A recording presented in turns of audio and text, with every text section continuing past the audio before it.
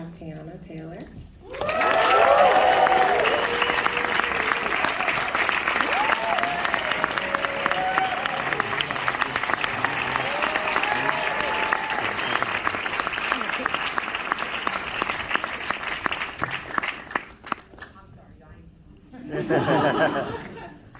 Then we have Benicio del Toro.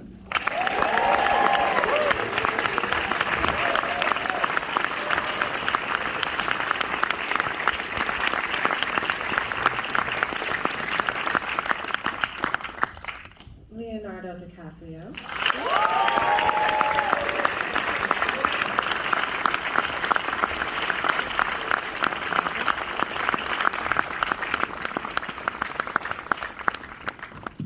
Chase Infinity.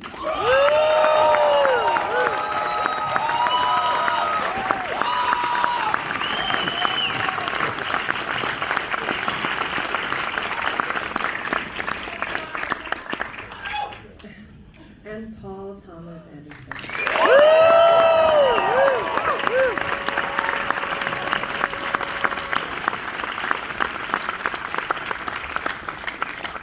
Awesome. I think we're going to pass this mic down to Perfidia. Oh, maybe I'm supposed to be sitting there. Okay, let's do this very elegantly. I'm going to switch with you. You want to switch? Let's switch. You do this.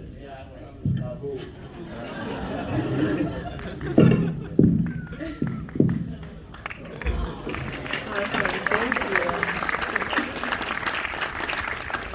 Little musical chairs in the morning.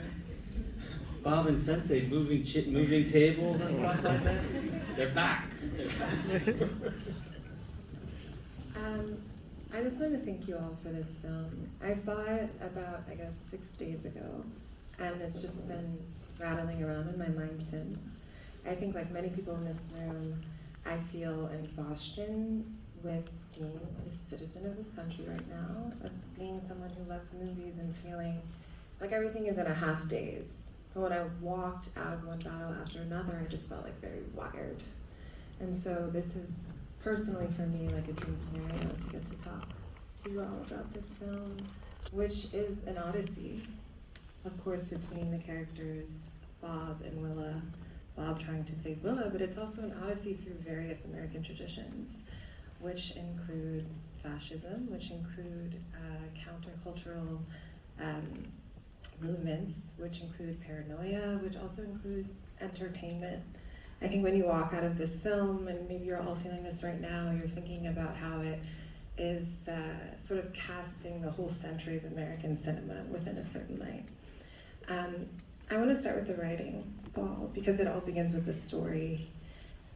Vineland is a novel by Pynchon, which came out in 1990, and it was kind of pilloried when it came out. People didn't really like it. So how did you know that this was going to be the launching pad for this story that you wanted to tell? And maybe you can tell us about the process of adapting and of invention. Well, he's one of my favorite writers, and it's a very beautiful book, but it's very challenging. And among a million other things that it does and talks about, at its center it has a terrific story about these countercultural revolutionaries who've moved to the northern California woods. So the bones are the same. That premise of a father taking care of a daughter, a long-lost mother, and a bad guy in pursuit is the same. The details within it are very different.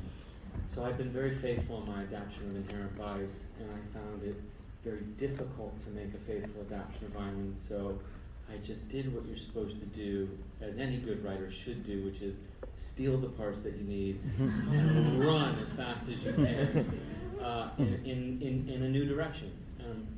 And quite honestly, that's what it was, to change their names, to make them my own, to kind of use it as a jumping off point, to not, in a way, the best way to be respectful to that book was to disrespect it, if that makes sense at all. Which Pynchon would love. I think so. Yeah. So that's that's one element of starting the story. I had many, as any writer here who does that might know, that you generally can have a great idea over here, a great idea over here, and they're just kind of waiting to kind of gather some momentum, and maybe they do, maybe they don't. But if you keep your notebooks, if you kind of keep two ideas, or even if you remember things, that's generally a good sign over the years that it meant something, you know. And from time to time you get lucky to open an old notebook and something helps you keep going. Anyway, it's a very long-winded way to say that on and off over the years I've been writing the story, and I suppose it becomes a different story as you start to have kids, you start to write and think about it in a different way. Yeah. I'm curious about, for the performers on stage, how you felt when you received the script. We're in the moment, right, where the film exists. It's in the world. It has its own identity, but you were there before that, and I imagine it must feel, I don't know. There's just that private place that you're in when you're a reader, and you're just with the writer, and you're just with the words, and you can't see the story yet. So maybe if you could all tell me a little bit about your impression of this story before you went on set. Me first, okay. My first impression of the story was just getting to honestly work it with Paul and with Leo. And is it working or not? I think so. Ish. Thank you. Yeah, getting to workshop Bob and Willa's story, and Willa and Deandra's story with Paul, and then Regina, who's not here, and then with Leo. And I had done months and months of chemistry reads and callbacks, but it wasn't until close to I found out that I got the part that I got to read the script, and my mind was like blown reading it. And I remember Paul handed it to me and was like, okay, you're gonna read the script, and then just tell me when you're done and I'll be right back. And I was like, oh my God, you're just leaving me with the script to read the full thing, and that was it. And yeah, my mind was just blown at the scope of the world, and then how human all of the characters were and how distinctly different they all were. And then getting to see everybody bring them on screen and in person and embody the physicality of it was even more beautiful. So yeah, for me it was well, first off, you get a script by Paul Thomas Anderson and your eyes sort of light up. But the fact that this was, you know, written for the past 15 to 20 years, and it's coming out at a time of such polarity in our country, and the fact that the heart of it is this father-daughter relationship. Paul gave me this book called Days of Rage very early on, and I realized that a lot of this was based on the revolutionary groups of the late 1960s, the Weather Underground, and it was fascinating to see how that people who had specific intentions politically sort of imploded in on themselves, how they scattered around like rats around the country. And you know, when we got to Eureka in Northern California, I sort of picked up on the culture of who Bob was, this sort of paranoia about him, but he was still somewhat idealistic. And then he's faced with saving this daughter, but he's living in a state of constant paranoia. I just thought, what a fascinating centerpiece for this story. In the beginning, Bob is kind of an extra. He's watching Perfidia go to these extremes. There's that amazing sequence that she does in the bank robbery sequence where you see, you know, they have their political ideology, but what are you faced with in this moment? Violence.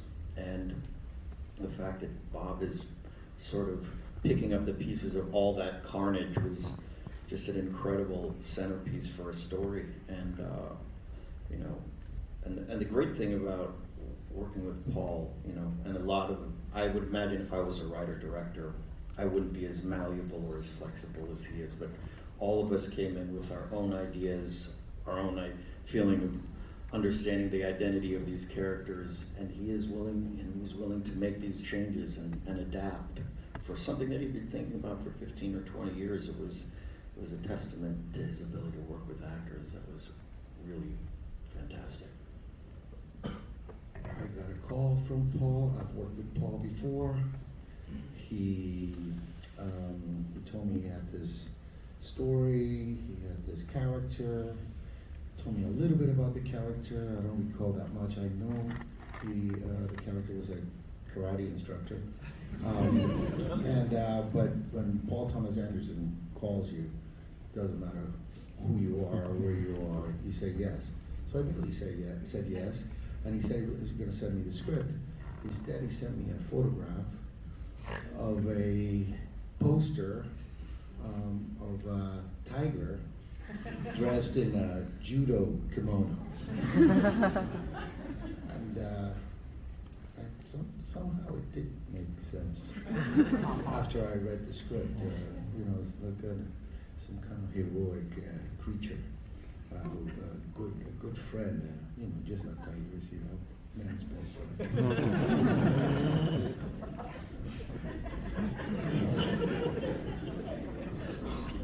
They don't change their stripes. Was the tiger standing or was it like down with the kimono? Stand. Oh. Oh, okay. I thought it was like. I think he was cross-armed, right? Arms folded. I want to see that. Send that to me. I want to see that. I gotta find it, but it's in the books. No, that's great. But yeah, what I love most about the experience is I think before I ever even read the script, I had the honor of being able to have a conversation with Paul. So I think going into the script, you're ready because now you're excited. So when you're reading it, you can like literally see it playing out. Of course, it hits different when you actually watching it on a screen, but I love when I can see it happening while I'm reading, because other than that, it will go through one eye and out the other, and I'm already blind, so I just be looking at the paper like, so I have to see it, I have to feel it, I have to be excited about it, and it was amazing, to see Perfidia and how unapologetically herself that she was at any expense. She didn't care what that meant, so it was inspiring to read the different characters, and like Regina would say, a lot of the moments being to be determined, to be determined chaos, all of that is kind of like, okay, well, what's happening here, Well, he did have a version where it was like, he's go, I don't even know how he was able to spell it, but he actually had a version of chaos that was written all the way out, and I was like, okay, now I see how you put the to be determined on it. Let's just do the to be determined chaos, cool, we'll just get there when we get there. But no, it's an honor, and like Benicio said, when Paul called, you go and you say yes, and I didn't really need a script to jump on board. Paul, I want to talk about the visuals of the film, because there is a quality, I think, that viewers in the room probably feel of like something close to the uncanny. We feel that we're in this country that is our own, but it's like slightly skewed or heightened or magnified or intensified or sometimes even like dampened. A huge motif of this film is being underground often, right? You're talking about the weather underground, Leo. It's also like actually one of the worlds that people inhabit.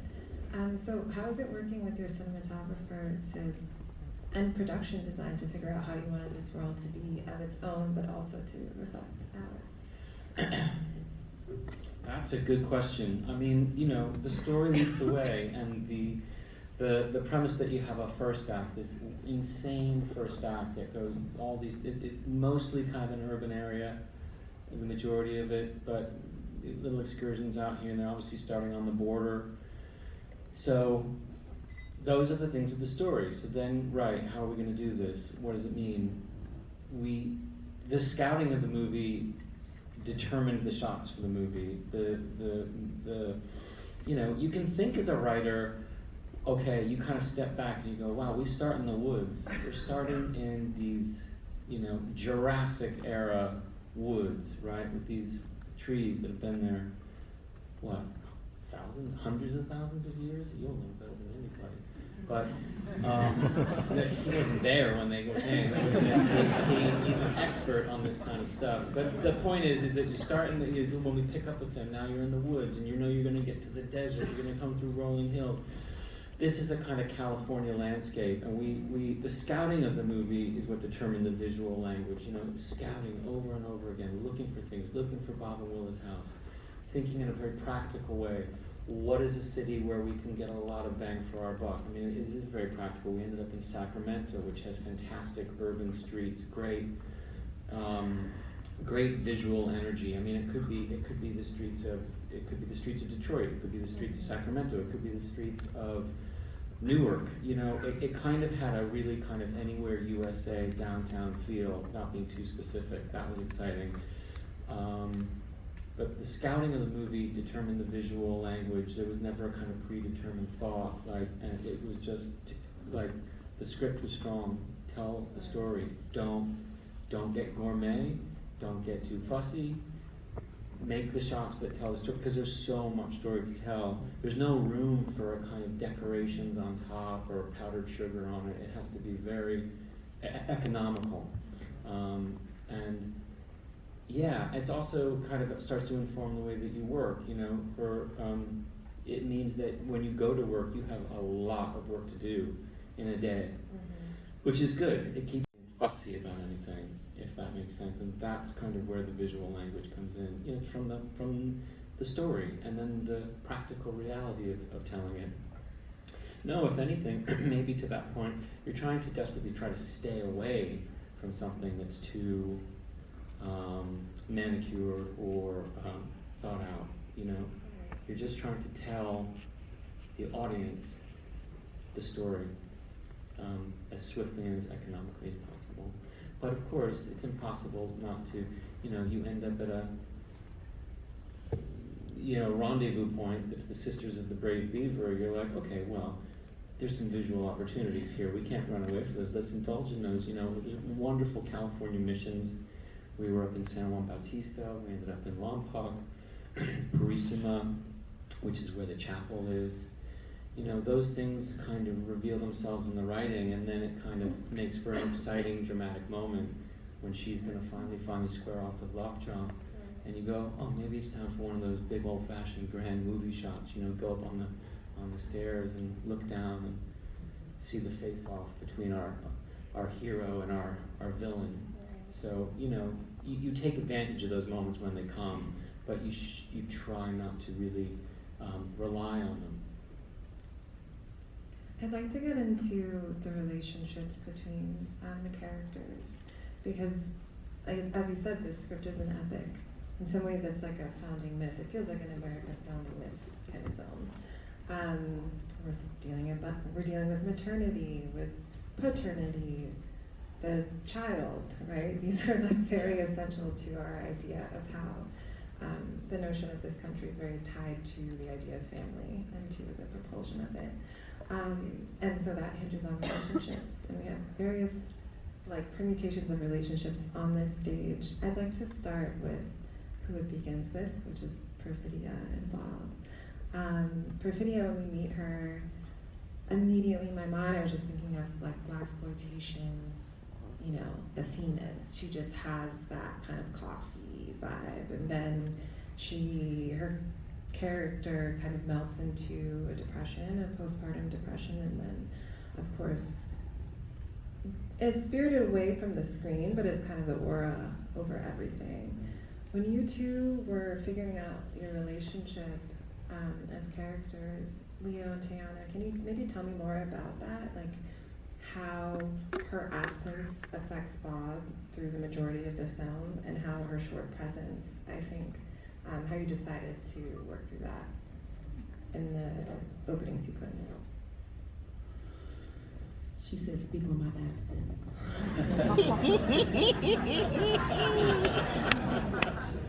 No, like I said earlier, that she leaves a wake of carnage for every single character in the movie, and we're picking up the pieces. And I just love the connection that they have early on. Which they're both idealistic. They have their sense of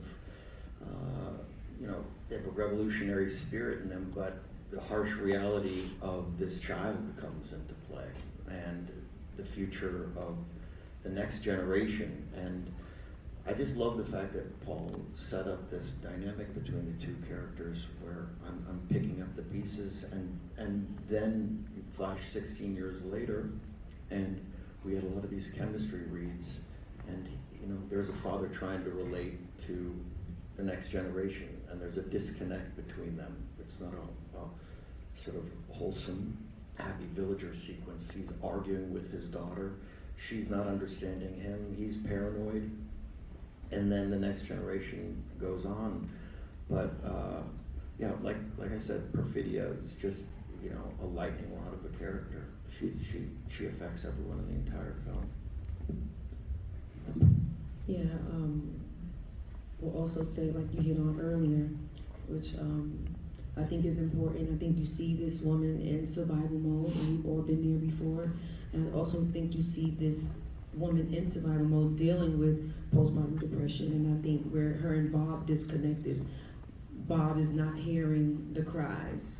He's not hearing the cries for help. You know, you see that moment where Bob is about to go through the door, that he chooses not to. And then you see the result of that. You see the result of maybe I shouldn't have walked in.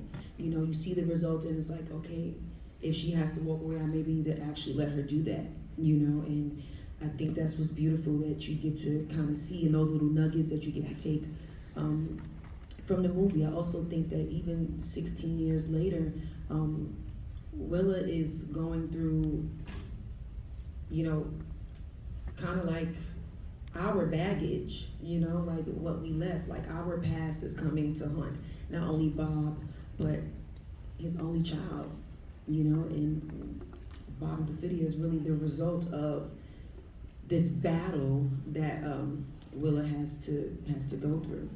Right. I mean, Willa is such a fascinating character because she's brought to this sanctuary city for her protection, but another thing that's done for her protection is that she doesn't know who she is. Even her name is a fiction. She has a name of a dead person. And I'm actually really fascinated in the relationship between Willa and Sensei, because Sensei kind of, there's so much history clearly behind Sensei's character that you don't really have to tell us. It just unfurls in the scenes where we see him helping people who are being, you know, chased by the police because of their immigration status. But Sensei is kind of like the effective father or surrogate father figure for Willa, because Bob is so paralyzed by his grief and his indecision. So when you two were figuring out that relationship, what was it like, I guess, loading the character with all this like half knowledge and making sure that it comes across on the screen? Go ahead. I'll just jump in real quick. Right at the beginning, when I was talking to Paul about the movie, I remember going to visit Willa Chase at the dojo, and she was doing her karate. She was already much better than her teacher. And so that was kind of like, that's kind of like started something in there. But I think it's all in the writing there of, you know, Sensei is just this, you know, a friend of a friend, you know, he's a friend. And also the fact that, you know, he's got this Harriet Tubman situation, no money, clean. That he's not doing it for money, altruistic. And I think that, you know, says a lot about who he is and who he is as a coach for Willa and for Chase's character. And so it does, we just had one little moment where I tell her to breathe. And what was really impressive for me was that over the years I've made many movies, I've been doing this for a long time. And usually it takes a long time to create a kind of like some rapport between yourself and the director. Kind of like the pitching coach and the pitcher. You work on signs. Do it again. Okay. And it was amazing to see Chase and Paul like in the zone. And I just showed up, and I felt like, you know, this girl's never worked before. Give me a break. They were on a sign language situation that was beautiful and really strong, and I think it shows in the film. This, you know, she's super strong as the first time.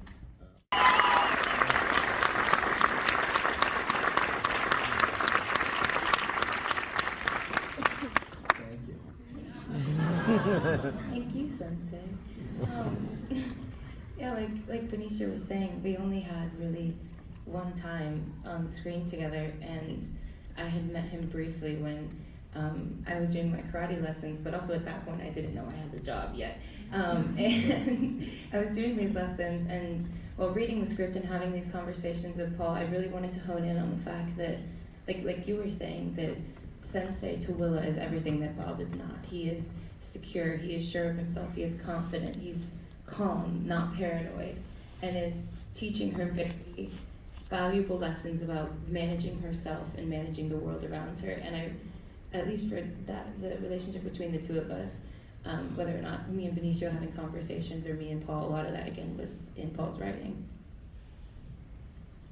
It's a good question, because yeah, it all kind of comes out in the car there when Bob learns that she has a phone and he's told by Sensei. You know, we knew that was a big moment, really, for Bob more than anything else, to hear this information from one of his peers. You know, a man. I mean, that's a big one for Bob, to kind of reinforce just how absent, just how frozen he is.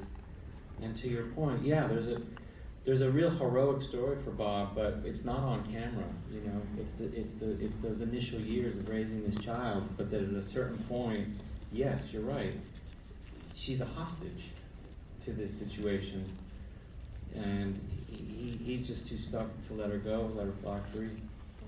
And there's a way in which his movement is instigated by Lockjaw, right? Like, Lockjaw gets him out of this house. It's kind of inspirational when you look at it that way. But they're very Janus-headed, these two characters, and I think I'm so curious to see how the public is going to maybe kind of like read their own situation with respect to what's happening to American politics onto these two characters. And I was wondering, Paul and Leo, if, and I know you were thinking about this, right, as the film is just right on the precipice of like being seen.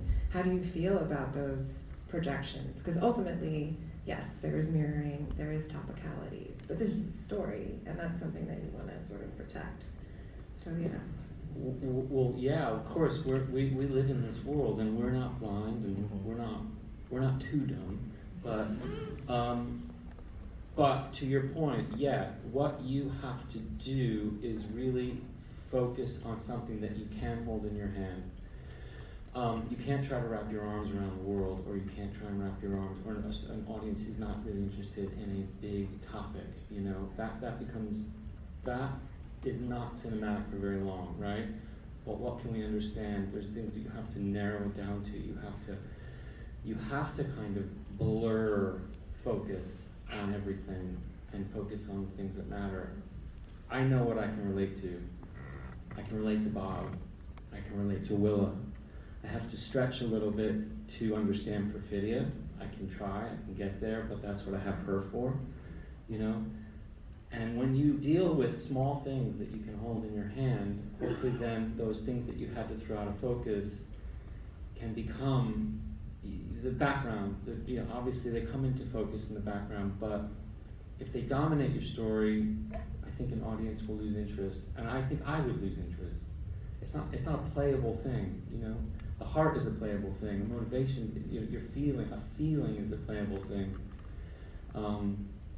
Details about the world kind of become unplayable at a certain point. You know, they all narrow down to who do I love and how am I going to try to protect them.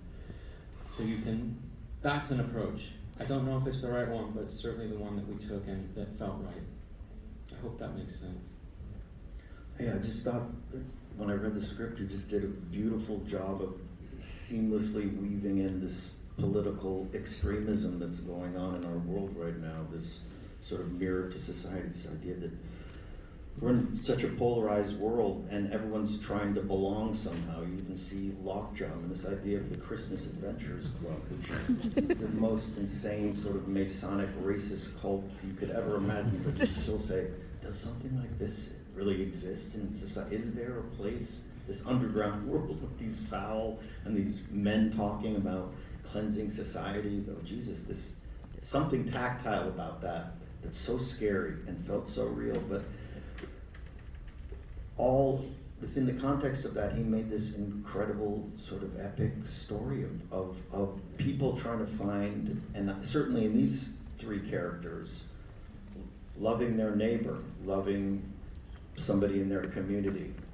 This character here, with what he's doing with the Harriet Tubman Immigration Center in his house, he's doing it, like Benicio said, from his heart. It's altruistic, and he takes it upon himself to help this father and daughter, and there's just a tremendous amount of humanity in those characters. And I hate to say a film has a message, you know, and Paul's, you know, not a writer-director that likes to make films that have a message, but if, for me, there's an undercurrent of being good to one another, of helping each other out in the hardest and most polarized times. These people are helping each other, and I think that was a beautiful thing.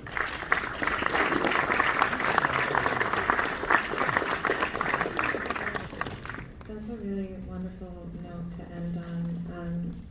I think maybe one thing that I'm saying that we're ending, and yet I keep talking. But something that I felt as an audience member and as a critic, you know, it's my job to kind of just like go in very soldierly and watch things and experience things and like come out with an opinion, was feeling humanized as a viewer, like not feeling that I was being condescended to or that I was being patronized. And also doing it in an idiom that like we all love, which is action, which is the thriller, which is a very American genre. And I think